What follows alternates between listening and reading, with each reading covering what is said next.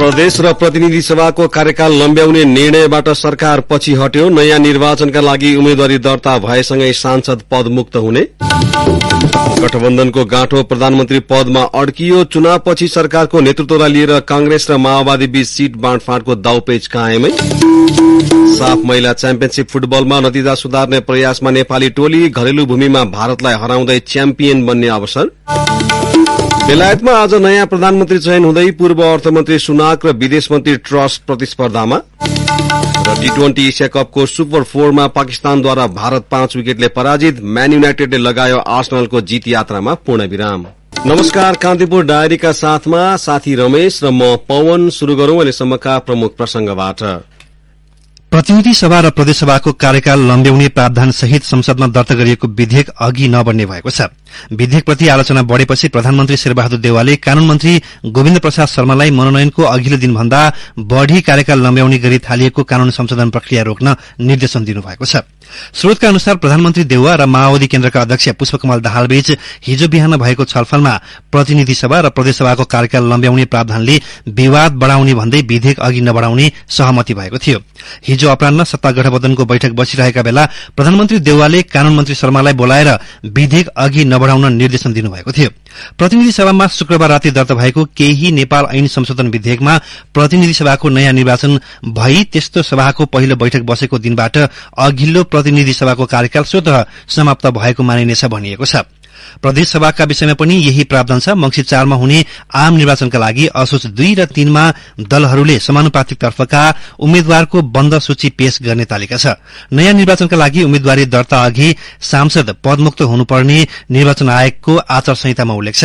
त्यही कारणले प्रतिनिधि सभा र प्रदेश सभाको कार्यकाल आगामी असोज 1 गतेसम्म रहने आयोगको भनाइ छ। तर सरकारले कानून संशोधन मार्फत त्यसपछि पनि सांसदको पद कायम गर्न खोजेको थियो। एक मन्त्रीले भने प्रधानमन्त्रीज्यूलाई थाहै नदिई कानून संशोधन गर्न लागि रहेछ। संसदको कार्यकाल निर्वाचन आयोगले तोकेकै मितिमा सकिन्छ। विधेयकमा भने जस्तो प्रावधान संशोधन हुँदैन। सत्ता गठबन्धनमा चुनावी तालमेल मिलाउन 1 महिनादेखि छलफल चले पनि हिजोसम्म सहमति भएको छैन। गठबन्धन दलहरूले संघमा अधिकतम सीट दावी गरेपछि सहमति हुन नसकेको हो। साउन 23 मा शुरू भएको गृह कार्य हिजोको बालुवाटार बैठकसम्म आइपुग्दा सीट र निर्वाचन क्षेत्र बाँडफाँडको मुद्दामा मात्रै केन्द्रित छैन। कंग्रेस सभापति समेत रहेका प्रधानमन्त्री शेरबहादुर देउवा र माओवादी अध्यक्ष पुष्पकमल दाहाल दुवैको निर्वाचन लगत्तै प्रधानमन्त्री बन्ने दावीसँग पनि जोडिएको छ। यसबारे गठबन्धन बैठकमा छलफल भएको छैन। तर देउवा र दाहाल बीचको 1-on-1 बसाईमा अन्तरंग छलफल चलिरहेको नेताहरूले बताएका छन्। गठबन्धनको सामूहिक बैठक बस्नु अघि हिजो बिहान पनि देउवा र दाहाल बीच करिब 1 घण्टा एक्लै छलफल भएको थियो। बालुवाटार स्रोतले भन्यो, दुई नेताबीच कानेखुसी कुरा हो, बाहिर आउने भएन। दुई नेताबीच धेरै पटक अन्तरंग छलफल भइरहेका छन्, तर ती विषय गठबन्धनमा शेयर भएका छैनन्। प्रधानमन्त्रीका लागि कंग्रेसमा देउवाको विकल्प खोज्न नेता रामचन्द्र पौडेल र महामन्त्री गगन कुमार थापा समेत अघि सरेका छन्। माओवादीमा भने दाहालको विकल्पमा अघि सर्ने नेता छैनन्। स्थानीय निर्वाचन परिणामले सरकार निर्माणमा माओवादी निर्णायक हुने संकेत गरिसकेकाले देउवा निर्वाचन र त्यसपछि 5 वर्षसम्मै माओवादीसँग सहकार्य गरेर अघि बढ़ने सोचमा देखिनुहुन्छ। एक नेता भन्छन्, दाहालको मनोकांक्षा देउवाले नबुझ्ने कुरै भएन। त्यसमा पनि दाहालको चाहना बारम्बार सार्वजनिक भइरहेकै विषय हो। आलो पालो प्रधानमन्त्री हुनेमा शंका छैन। निर्वाचनपछि पहिलो प्रधानमन्त्री को हुने भन्ने प्रश्न मात्र बाँकी हो। माओवादीका एक नेताले भने कंग्रेसले स्थानीय संघ र प्रदेशको निर्वाचन नेतृत्व गरिसकेकाले निर्वाचनपछि स्वाभाविक रूपमा माओवादीको दावी रहने बताए। प्रतिनिधि सभाको सीट बाँडफाँडमा कांग्रेस र माओवादी बीच अहिले चलिरहेको दाउपेचलाई सरकार निर्माणकै विषयसँग जोड्ने गरिएको छ।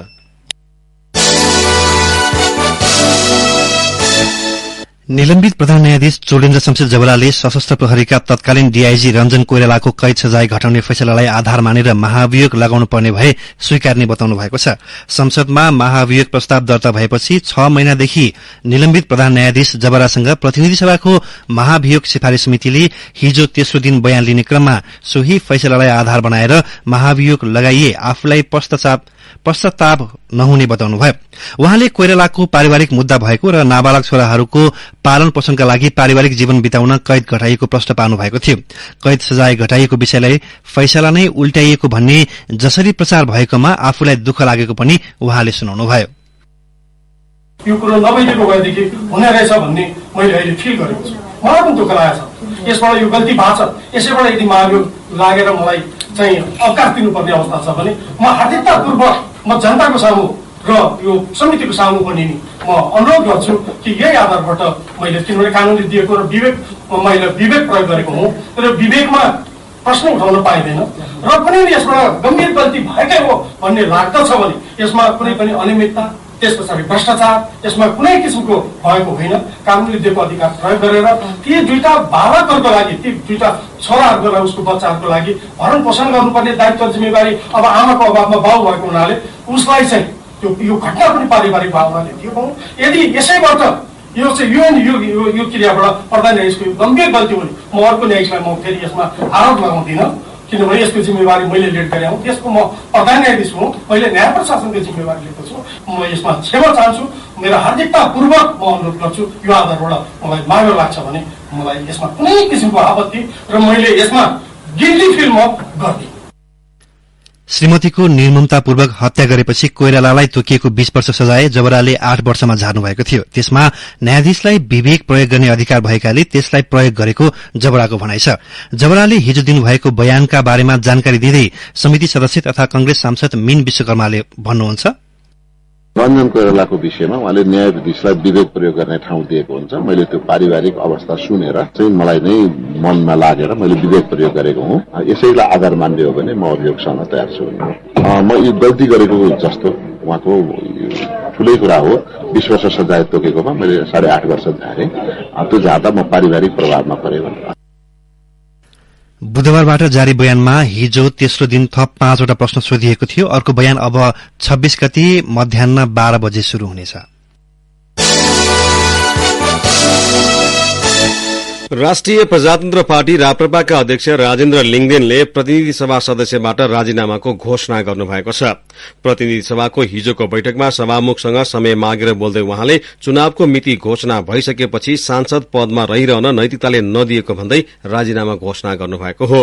चुनाव घोषणा भइसकेपछि संसद चल्न नहुने राप्रपाको अडानकै बीच प्रतिनिधि सभाको आयु आगामी चुनावको नतिजा आइसकेपछि भन्दा पनि पर सार्ने खेल शुरू भएको भन्दै लिङदेनले त्यस्तो घृणित खेलमा नलाग्ने उद्घोष सहित राजीनामा घोषणा गर्नुभएको हो। सानो पार्टीको अध्यक्ष हुनको नाताले आउने चुनावमा संसदमा प्रभावकारी आफ्नो उपस्थिति बनाउनको लागि जनताको बीचमै जान बेसी समय खर्च गर्नुपर्छ। त्यसकारणले अब यो भत्ता पकाउनको लागि मात्रै अब संसद आइदैन भनेर आउन छोडेको पनि थिए। तर पछिल्लो दिनमा जब संसदको आयु मंसिर 4 गतेपछि पनि चाहिँ कायम राख्ने भन्ने ढंगको निर्णय गर्ने प्रक्रियाहरू प्रारम्भ भएका छन्, त्यसले मलाई असाध्यै लज्जित र दुखित तुल्यायो। त्यसकारण मैले बाटोबाटै संसद छुइन अथवा छोडे भनेर हिँड्नुको अर्थ हुँदैन। कमसे कम संसदमा उभिएर सबैलाई सुनाएर जानु उपयुक्त हुन्छ भनेर म आज संसदमा उपस्थित भएको छु र यहीबाट घोषणा गर्न चाहन्छु कि म आजबाट सांसदको रूपमा यहाँ उपस्थित हुने छैन। उहाँले आफ्नो तलब भत्ता रोक्नका लागि सभामुख र संसद सचिवालयलाई पनि आग्रह गर्नुभयो। पार्टीलाई चुनावमा केन्द्रित गर्नुपर्ने बेलामा तलब र भत्ता पकाउने मेलोको रूपमा संसदमा हाजिर जनाउन आफ्नो नैतिकताले नदिएको पनि लिङदेनले उल्लेख गर्नुभयो। मेरो नाममा पठाइने तलब भत्ता सुविधा समेत रोका गरियोस् र कहीँ लेखेर दिनुपर्छ भने म त्यो नियम अनुसार लेखेर पनि दिन तयार छु कि यस प्रकारको अनैतिक काममा सहभागी हुन कमसे कम मेरो आत्माले मानेन। मेरो अन्तरआत्माको आवाज अनुसार, अन्तरआत्माको निर्देशन अनुसार आज यो सबै चीज त्याग गर्न यहाँ उपस्थित भएको छु। लिङदेन 2074 को प्रतिनिधि सभा निर्वाचनमा झापा क्षेत्र नम्बर 3 बाट निर्वाचित हुनुभएको थियो। लिङदेन 44,614 मत प्राप्त गरी विजयी हुँदा दोस्रो स्थानमा कांग्रेस नेता कृष्णप्रसाद सिटौलाले 31,171 मत प्राप्त गर्नुभएको थियो। कान्तिपुर डायरीमा अब ब्रेकको पालो। ब्रेकपछि कान्तिपुर डायरीमा अब कान्तिपुर सविस्तारको पालो। कान्तिपुर सविस्तार। नेपाली राष्ट्रिय महिला फुटबल टोलीले खेल्ने सबैभन्दा ठूलो प्रतियोगिता दक्षिण एसियाली स्तरीय साफ च्याम्पियनशीप नै हो। नेपालमा दोस्रो पटक आयोजना हुन लागेको महिला साफ फुटबल च्याम्पियनशीप भोलिबाट शुरू हुँदैछ। दक्षिण एसियामा भारत पहिलो संस्करणदेखि लगातार च्याम्पियन बन्दै आएको छ। नेपालका लागि हरेक संस्करणमा भारत नै 11 भन्दा पहिलो उपाधिको प्रतिरक्षा पहिलो उपाधिको प्रतीक्षा लम्बिरहेको छ। नेपाल 4 पटक फाइनलमा र 1 पटक सेमी फाइनलमा भारतसँगै पराजित भएको छ। घरेलु दर्शक र मैदानको साथ पाएको राष्ट्रिय फुटबल टोली यसअघिका सबै संस्करणको उपाधि विजेता भारतलाई हराउँदै इतिहास रच्ने दाउमा छ। नेपाली महिला राष्ट्रिय फुटबल टोलीको एउटै लक्ष्य घरेलु मैदानमा हुने साफ महिला च्याम्पियनशीपको उपाधि जित्नु हो। 4 पटक फाइनल पुगेर पनि उपाधि उचाल्नबाट वञ्चित हुनु परेको पीड़ालाई भुलाउन यस पटक उच्च मनोबलका साथ टोली मैदान उत्रदैछ। टोली अहिले दैनिक प्रशिक्षणमा व्यस्त छ। उपाधि जितेर खडेरी तोड्न तयार रहेको बताउँछिन् सेन्टर डिफेन्डर पूनम जर्गा मगर। तयारी चाहिँ हाम्रो एकदम राम्रो भइरहेछ। अब गेम जित्नुपर्छ भन्ने हिसाबले ट्रेनिङ सबैले राम्रो गरिरहेछ। सरले पनि राम्रै गराउनु भएको छ। जित्नुपर्छ, होम ग्राउन्ड हो, केही गरेर देखाउनुपर्छ। अस्ति अब हामीले अरू म्याचहरू पनि थुप्रै खेल्यौँ, अब त्यो त्यसमा रिजल्ट राम्रो ल्याउन सकेनौँ। अब योपालि त आफ्नै होम ग्राउन्डमा छ, अनि त्यही भएर सबैले यहाँ आफ्नो ग्राउन्डमा देखाउनुपर्छ भन्ने भइरहेछ सबैलाई। उपाधि त जित्ने नै लक्ष्य छ। अब त्यसको लागि हामी एकदम तयार छौँ। उपाधि उचाल्न नपाएको नेपाली टोली साफ महिला च्याम्पियनशीपको सर्वाधिक 4 पटकको उपविजेता हो। नेपाल र उपाधिको बीचमा सधैँ नै भारत बाधक बन्ने गरेको छ। अरू राष्ट्रलाई सजिलै पाखा लगाए पनि नेपाललाई भारतको दबावलाई तोड्न मुस्किल पर्छ। यो पटक भारतीय दबदबालाई तोड्न आतुर रहेको र त्यसका लागि खेलाड़ीसँगै आफूले पनि मेहनत गरेको बताउँछन् राष्ट्रिय महिला फुटबल टोलीका मुख्य प्रशिक्षक कुमार थापा। साफ टाइटल चाहिँ नेपालमै राख्ने लक्ष्य हो। त्यसको लागि चाहिँ हामीले दिलो ज्यान होइन सबै कुरा युज गरिरहेको छौँ अहिलेसम्म। होपफुली हामी त्यो चाहिँ अचिभ गर्छौँ होला नेपाल। अब अचिभ गरेन भने हामी 2-3टा कुराबाट मिस हुन्छ। कति खेलाड़ीहरूको क्यारियर खतम हुन लागिसक्यो। अब उनीहरू 14 देखि खेलेको 8 वर्ष कन्टिन्यू वुमेन्स टिममा खेल्दा छन्। कहिले पनि इन्डियालाई नहराउन सक्ने ब्लेम लिएर हिँड्न खेलाडी पनि चाहँदैन। अब मैले दोस्रो चोटि मौका पाएको छु, दोस्रो चोटि त्यो रिजल्ट दिन सकेन भने त मैले महिला फुटबल हेर्ने क्यापेसिटी पनि राख्दिनँ। त्यो जस्टिफाई पनि हुँदैन कि यसलाई फेरि फुटबल टिम अर्को दिनुपर्छ भने। क्यारियर दुईटैको दाउमा छ। रिटायर हुने खेलाड़ीहरूको र मेरो कोचिङ आज महिला फुटबल हेर्ने क्यारियर दुईटै एउटा धारमा छ। अब यता हुन्छ कि उता हुन्छ त्यो चाहिँ अब टुर्नामेन्ट पछि नै थाहा होला। यस पटक नेपाली टीममा 3 जनाले पुनरागमन गर्दा 3 नयाँ अनुहार टीममा छन्। टीम कम्बिनेशन राम्रो बनेको छ। यस अघिका कप्तान तथा मिडफिल्डर रेणुका नगरकोटी र डिफेन्डर पूजा राणाको अनुपस्थिति भने नेपाललाई खड्किन सक्छ।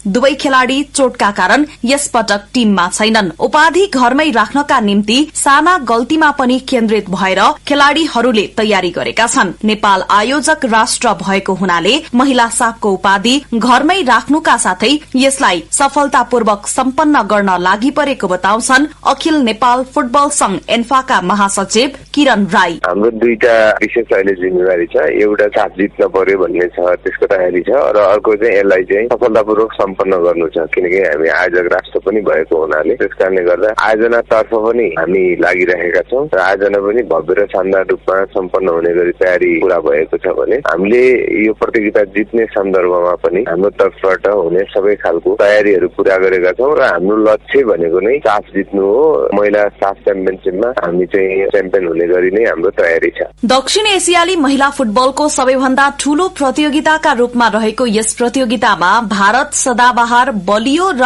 फेभरेट टोली हो। साफ महिला फुटबलको इतिहासमा पटक पटक फाइनल पुगे पनि नेपाल उपाधि विहीन बन्दै आएको छ।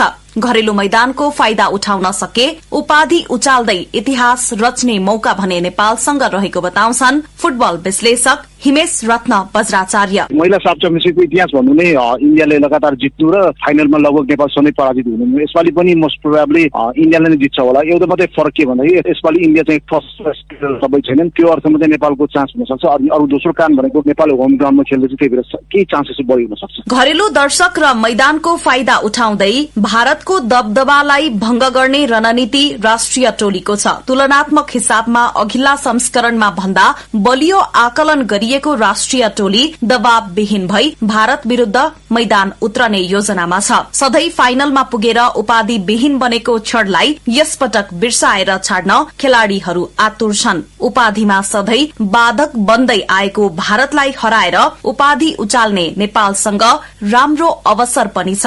रेडियो कान्तिपुरका लागि पूजनी श्रेष्ठ।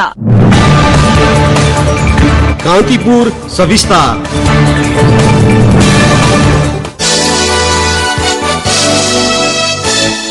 चीनिया कम्युनिष्ट पार्टीको स्थायी समिति राष्ट्रिय जनकांग्रेसका अध्यक्ष ली चान्सुले आगामी सोमबारदेखि नेपाल भ्रमण गर्नुहुने भएको छ। परराष्ट्र मन्त्रालयका अनुसार सभामुख अग्नि सापकोटाको निमन्त्रणामा लीले 3 दिने नेपाल भ्रमण गर्न लाग्नु भएको हो। उहाँले 3 दिने बसाइका क्रममा उच्च राजनीतिक भेटवार्ता समेत गर्नुहुनेछ। ली चीनिया कम्युनिष्ट पार्टी सीपीसी का वरिष्ठ नेतामा पर्नुहुन्छ। चीनको संविधान अनुसार राष्ट्रपति सी चिनफिङ पछि ली दोस्रो वरीयताका नेता हुन्।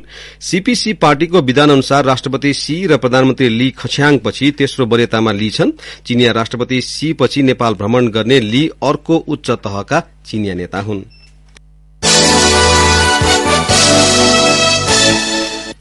भारतीय सेनाको अग्निपथ कार्यक्रम अन्तर्गत गोर्खा सैनिकको भर्ती सम्बन्धी निर्णय नेपाल सरकारले आगामी निर्वाचनसम्म नगर्ने भएको छ। अग्निपथ कार्यक्रम अन्तर्गत नेपाली युवाको सैनिक भर्तीमा सहयोग गर्न भारतले आग्रह गरे पनि यहाँको चुनावी सरकारले त्यस विषयलाई थाती राख्ने भएको हो। परराष्ट्र स्रोतका अनुसार अग्निपथमा भर्तीबारे आगामी निर्वाचनपछि बन्ने नयाँ सरकारबाट निर्णय गराउने गरी धकेल्न खोजिएको छ। नेपाल सरकारले सैनिक भर्तीका विषयमा राजनीतिक दलहरूबीच छलफल गरेर मात्र आफ्नो राय दिने जानकारी भारतीय पक्षलाई दिइसकेको छ। भारतीय पक्षलाई केही समय पर्खिन भनिए पनि अहिलेको सरकारले यस विषयमा निर्णय नदिने परराष्ट्र स्रोतले जनाएको छ। परराष्ट्र स्रोतले भन्यो, यो अहिले बहसको विषय बनेको छ। यसमा सम्पूर्ण दल र त्यसपछि भारतसँग पनि बुझ्नुपर्ने देखिन्छ। त्यसका लागि अझै 3-4 महिना लाग्छ। त्यसैले अब आउने नयाँ सरकारले निर्णय गर्नेछ। भारतभित्रै विरोध भएको अग्निपथ कार्यक्रमका सम्बन्धमा नेपालमा पनि बहस भइरहेको छ। गठबन्धन सरकारले यसमा छलफल गरेर मात्र निर्णय गर्नुपर्ने जनाएका बेला संसदको सबैभन्दा ठूलो दल एमाले यसलाई अघि बढ़ाउन नहुने सार्वजनिक अभिव्यक्ति दिइसकेको छ। सरकारले विदेश घुम्न जाने नेपालीका लागि वार्षिक करयोग्य आमदानी 4 लाख, बैंकमा 2 लाख नगद मौजदात, टिकट काट्नु अघि अध्यागमन विभागबाट स्वीकृति लिनुपर्ने जस्ता शर्त सहितको कार्यविधि ल्याएकामा पर्यटन व्यवसायीहरूले विरोध गरेका छन्। कार्यविधिले विदेश भ्रमणमा जाने सर्वसाधारण र भ्रमण व्यवस्थापन गर्ने पर्यटन व्यवसायीलाई निषेध र हतोत्साहित पार्न खोजेको उनीहरूले आपत्ति जनाएका हुन्। Nepal association of tour and travel agent नाटाले विज्ञप्ति जारी गरी सरकारको कदमप्रति आपत्ति जनाएको छ। नाटाका अध्यक्ष रमेश थापाले हिजो विज्ञप्ति मार्फत विदेश भ्रमणमा कडाई गर्ने कार्यविधिका प्रावधान खारेजीको माग गर्नुभएको छ। कार्यविधिमा नेपाली पर्यटक गन्तव्य देश जानु पूर्व कम्तीमा 2 वटा देश घुमेको हुनुपर्ने, गन्तव्य मुलुकको होटलको वेबसाइटमा खुल्ने गरी होटल बुकिङको प्रमाण पेश गर्नुपर्ने, ट्राभल एजेन्सीले तोकिएको देशमा पर्यटक भिसामा तोकिएको मुलुक भ्रमणमा जाने नेपालीको टिकट व्यवस्थापन पूर्व अध्यागमन विभागबाट स्वीकृति लिनुपर्ने, आफ्नो एजेन्सी मार्फत पर्यटन भिसामा गएका नेपालीलाई तोकिएको मितिमा फर्काउने र त्यसको प्रतिवेदन अध्यागमन विभागमा पेश गर्नुपर्ने व्यवस्था छन्। कार्यविधिका प्रावधान पहिलो चरणमा खाड़ी मुलुक, मलेसिया, अफ्रिकी तथा दक्षिण अमेरिकी मुलुकमा पर्यटक भिसामा जाने नेपालीका लागि लागू हुने अध्यागमन विभागले जनाएको छ। कार्यविधि जारी भएसँगै अब यात्रा हुने गन्तव्य मुलुकको भिजा भएर पनि तोकिएका शर्त अनुसारका कागजात पेश नगरे सर्वसाधारणलाई विमानस्थलबाटै अध्यागमनका कर्मचारीले फर्काउन सक्नेछन्। कान्तिपुर डायरीमा पुनः ब्रेकको पालो। ब्रेकपछि कान्तिपुर डायरीमा अब आर्थिक प्रसंग। डिजिटल लेन्डिङ सर्भिस अर्थात मोबाइलबाटै कर्जा दिने सुविधा अन्तर्गत बैंकहरूले पछिल्लो 2 वर्षमा करिब 1 अर्ब रूपियाँ कर्जा प्रवाह गरेका छन्। 7 वाणिज्य बैंकले भुक्तानी सेवा प्रदायक संस्था फोन लोन मार्फत मोबाइलबाट कर्जा प्रवाहको सुविधा लिइरहेका हुन्।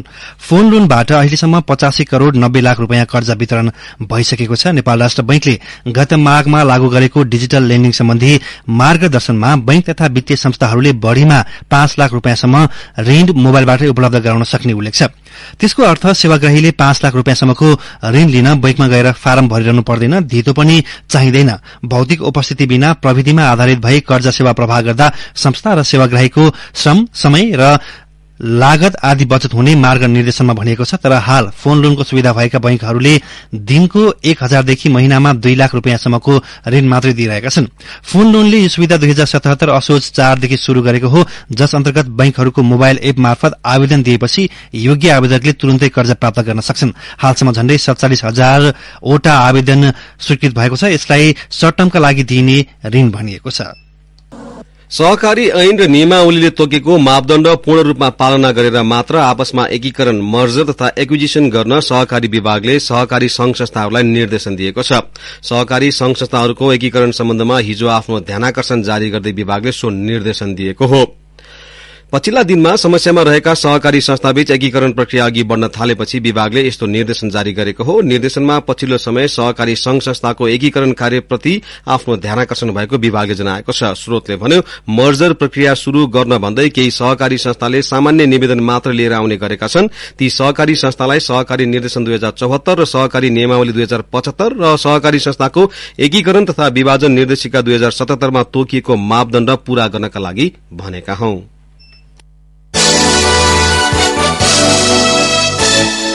अब अन्तर्राष्ट्रिय प्रसंग। बेलायतले झण्डै 2 महिनापछि आज नयाँ प्रधानमन्त्री पाउँदैछ। सत्तारूढ़ कन्जर्भेटिभ पार्टीको नेता छान्नका लागि शुरू मतदान प्रक्रिया गत शुक्रबार बन्द भएको हो।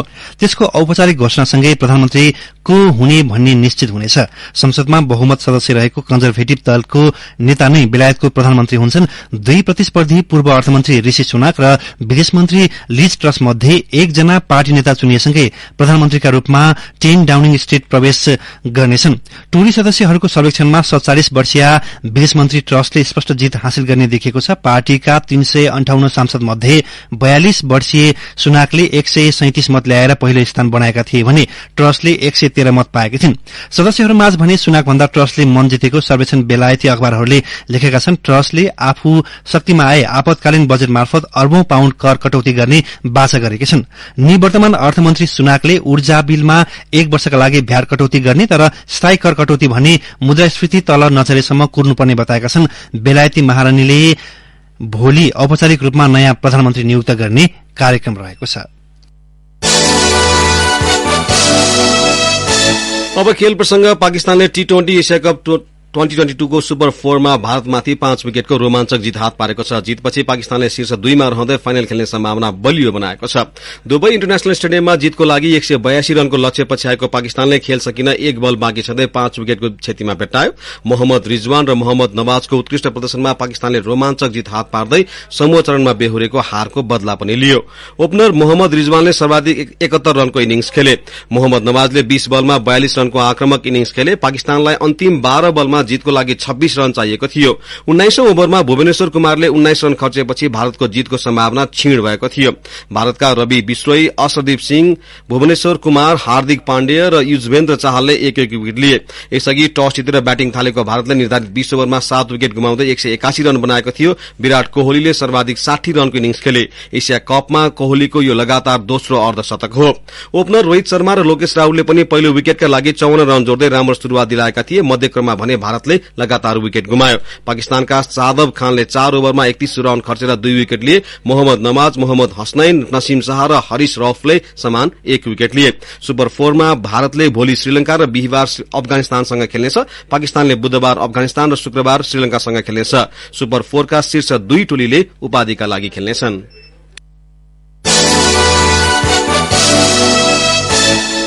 म्यानचेस्टर युनाइटेडले आर्सेनलको विजय यात्रामा पूर्ण विराम लगाइदिएको छ। हालै मात्र आयाक्सबाट 8 करोड़ 20 लाख पाउण्डमा म्यान युनाइटेडमा अनुबन्धित भएका एन्टोनी सान्टोसले पहिलो हाफमा दिलाएको अग्रताको मद्दतमा टोलीले गन्सलाई 3-1 ले पाखा लगाएको हो। ओल्ड ट्राफोर्डमा गएराती भएको खेलको 35औं मिनटमा मार्कस राशफोर्डको पासमा एन्टोनीले रेसलाई अग्रता दिलाएका थिए। आर्सेनलले बुकायो साका मार्फत 60औं मिनटमा बराबरी गोल फर्कायो तर उच्च फर्ममा रहेको राशफोर्डले 9 मिनटको अन्तरमा 2 गोल गरेपछि म्यान युनाइटेडले लगातार चौथो जित दर्ता गरेको हो।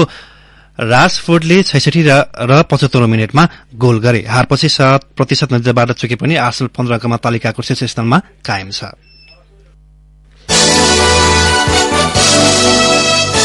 अब मौसम। मुलुकभर आंशिकदेखि सामान्य बदली रही केही स्थानमा मध्यम वर्षाको सम्भावना रहेको जल तथा मौसम विज्ञान विभागले जनाएको छ। केही बेर अघि 19 डिग्री सेल्सियस मापन गरिएको काठमाडौँ उपत्यकाको अधिकतम तापक्रम आज 28 डिग्रीसम्म पुग्नेछ। सूर्योदय बिहान 5:45 भयो भने सूर्यास्त भरे साँझ 6:21 हुनेछ। अवस्था साथ रहेला कान्तिपुर डायरी समाप्त हुन्छ। बिहान 8 बजे economics and development and economics डायरीका साथमा आउने नै छौं। तबसम्मका लागि रमेश र पवनलाई आज्ञा दिनुहोस्। नमस्कार।